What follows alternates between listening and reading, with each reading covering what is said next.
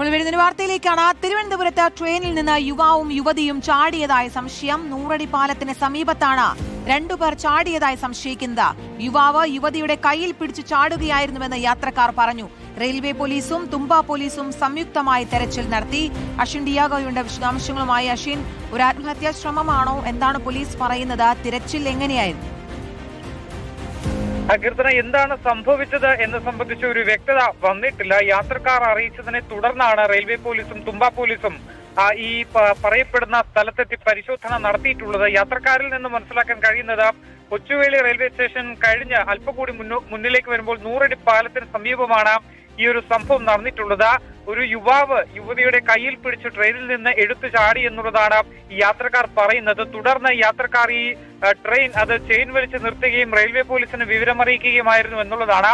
Railway പോലീസും തുമ്പ പോലീസും സംയുക്തമായി തന്നെ ഈ 100 അടി പാലത്തിന് സമീപത്ത് തിരച്ചിൽ നടത്തിയിരുന്നു. അതിശക്തമായ മഴയും രാത്രിയുമായതുകൊണ്ട് തന്നെ തിരച്ചിലിന് പരിമിതികളുണ്ട് എന്നുള്ളതാണ് അറിയുന്നത്. മാത്രമല്ല അത് VSSCയുടെ ഭാഗത്തേക്ക് വരുന്ന സ്ഥലം കൂടിയാണ്. ആ ഭാഗത്ത് ആളനുക്കുമോ വീടോ ഒന്നും തന്നെ ഇല്ല. ഒരു കാട് പോലത്തെ പ്രദേശമാണ്. അതുകൊണ്ട് തന്നെ ഇഴജന്തുക്കളുടെ അടക്കം ശല്യമുള്ള ഒരു സ്ഥലം കൂടിയാണ്. അതുകൊണ്ട് ഈ പ്രതികൂല കാലാവസ്ഥയിൽ തിരച്ചിൽ അത്ര എളുപ്പമല്ല എന്നുള്ളതാണ് പറയുന്നത്. ഏതാണ്ട് 11 മണിയോടുകൂടിയാണ് ഈ സംഭവം നടക്കുന്നത്. 1 മണിക്കൂറിലധികം ഈ റെയിൽവേ പോലീസും അതുപോലെ തന്നെ തുമ്പ പോലീസും പരിസര പ്രദേശങ്ങളിൽ തിരച്ചിൽ നടത്തിയെങ്കിലും നിലവിൽ ഒന്നും കണ്ടെത്താൻ കഴിഞ്ഞിട്ടില്ല. അതുകൊണ്ട് തന്നെ താൽക്കാലികമായി ഒരു പരിശോധന ഇപ്പോൾ നിർത്തിവെച്ചിരിക്കുകയാണ്. നാളെ പുലർച്ചയോടുകൂടി തന്നെ വീണ്ടും പരിശോധന തുടങ്ങാനുള്ള തീരുമാനത്തിലാണ് പോലീസ് ഉള്ളത്. എന്താണ് കാര്യം, അല്ലെങ്കിൽ എന്തിനാണ് ഇവർ ചാടിയതെന്നോ ഇവർ ചാടിയിട്ടുണ്ടോ എന്നുള്ള കാര്യത്തിൽ ഇപ്പോഴും ഒരു വ്യക്തത വന്നിട്ടില്ല.